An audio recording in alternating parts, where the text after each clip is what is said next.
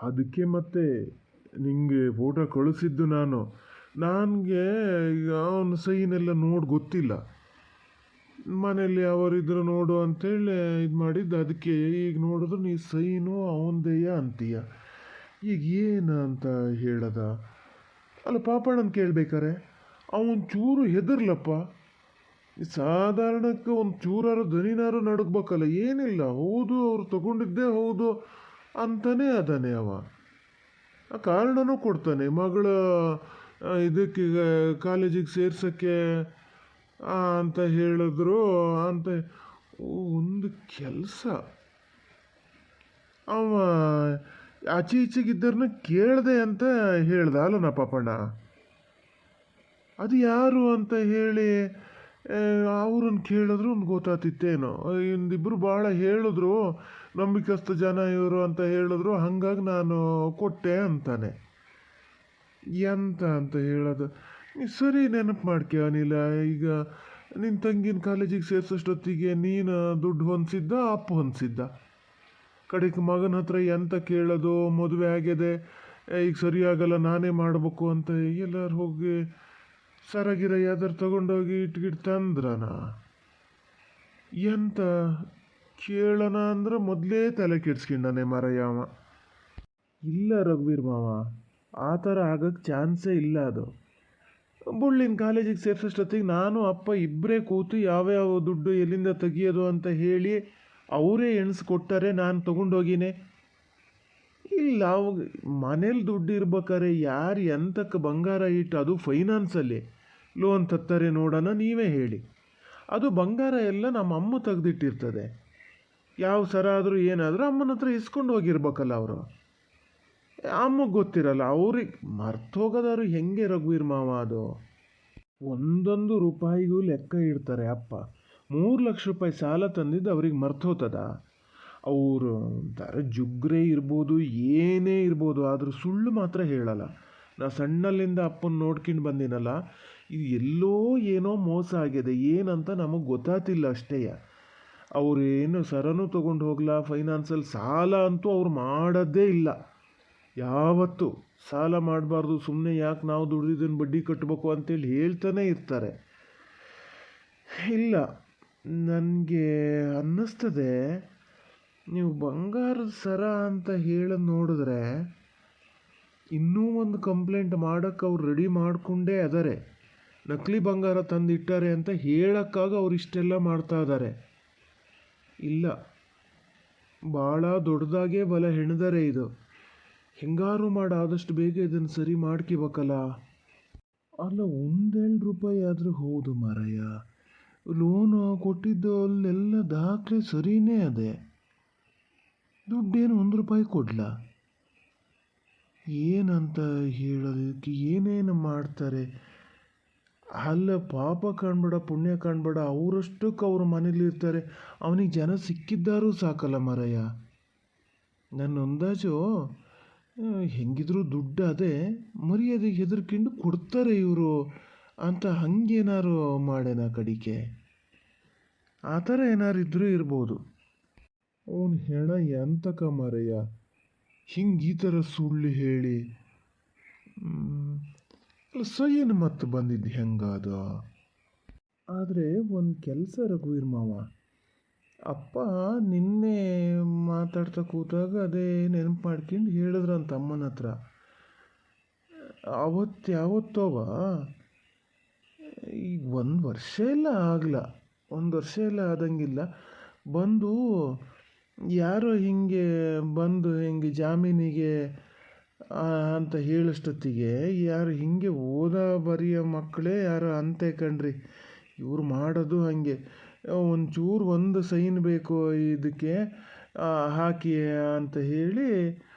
ಇಲ್ಲ, ಫೈನಾನ್ಸಲ್ಲೆಲ್ಲ ಅಲ್ಲಂತೆ, ಬ್ಯಾಂಕಲ್ಲಂತೆ. ಒಂಚೂರು ಪಾಸ್ಬುಕ್ ಮಾಡ್ಸೋಕ್ಕೆ ಅಂತನೋ ಎಂಥದೋ ಯಾವುದೋ ಹುಡುಗಿನೇ ಬಂದು ಸೈನ್ ಹಾಕಿಸ್ಕೊಂಡದಂತೆ ಇವ್ರ ಹತ್ರ. ಇವರು ಪಾಸ್ಬುಕ್ ಮಾಡ್ಸೋಕ್ಕೆ ಅಂತಾರೆ ಇವರು. ಬ್ಯಾಂಕಲ್ಲಂತೆ, ಇಲ್ಲೇನಲ್ಲಂತೆ. ಹಾಂ, ಹಂಗಾರೆ ಬಿಡು, ಇವರೇ ಯಾರೋವ. ಓ, ಇದು ನೀನು ಹೇಳ್ದಂಗೆ ನಮಗೆ ಭಾಳ ದೊಡ್ಡಕ್ಕೆ ಬಲೆ ಹೆಣ್ದಾರ. ಪಾಪ ನಮಗೇ ಗೊತ್ತಾಗಲ್ಲ ಏನು ಬರ್ದಾರೆ ಏನು ಎತ್ತ ಅಂತ. ಇವನಿಗೆ ಹೆಂಗೆ ಗೊತ್ತಾಗ್ತದೆ? ಸೈನ್ ಹಾಕ್ಸ್ಕೊಂಡರೆ ಹೋಗ್ಯಾರೆ ಪಾಸ್ಬುಕ್ಕಿಗೆ ಅಂತ ಯಾವ ಹುಡುಗಿ ಕೈಲಿ ಹೇಳ್ಸಾರೆ ಏನೋ ಇದಕ್ಕೆ ಸೈನ್ ಹಾಕ್ಸ್ಕೊಂಡಾರೆ. ಇದು ಬೇಕಂತನೇ ಮಾಡಿದ್ದು. ಎಷ್ಟು ದಿವಸ ಆಗಿದೆ ಅಂತ ಏನಾರು ಒಂದು ನೆನಪದಿ ಅಂತ ಸೈನ್ ಹಾಕ್ಸ್ಕೊಂಡಿದ್ದು ಸರಿ ನೆನಪಿಲ್ಲ. ನನ್ನ ಅಂದಾಜು ಒಂದು 5-6 ತಿಂಗಳಾಗಿರ್ಬೋದೇನೋ ಅಷ್ಟೇ. ಆದರೆ ಈ ಲೋನು 1 ವರ್ಷ ಆಗಿದೆ ಅಂತಂದರೆ, 1 ವರ್ಷ ಅಂತ ಯಾಕೆ ಹೇಳ್ಯಾರೆ ಅಂದರೆ ನಾವು ಬುಳ್ಳಿನ ಕಾಲೇಜಿಗೆ ಸೇರಿಸಿದ್ವಲ್ಲ, ಅಂದ್ರೆ ಆ ಟೈಮಿಗೆ ಸರಿಯಾಗಿ ಅಂತ ಭಾಳ ಯೋಚನೆ ಮಾಡ್ಯಾರ. ಮಾತ್ರ ಯಾರೋ ಎಲ್ಲ ಗೊತ್ತಿರೋರು ಇದಕ್ಕೆ ಸಪೋರ್ಟ್ ಅದಾರೆ. ಅಲ್ಲ, ಪಾಸ್ಬುಕ್ ಮಾಡಿಸೋದಂದ್ರೆ ಯಾರು ನಮ್ಮ ಊರು ಮನೆ ಹುಡುಗಿ ಅಂತ ಅದು ಜ್ಞಾನದಿ ಅಂತನಾ? ಇಲ್ಲ, ಊರು ಮನೆ ಹುಡುಗಿ ಅಲ್ಲ, ಗುರ್ತ ಏನಿಲ್ಲಂತೆ.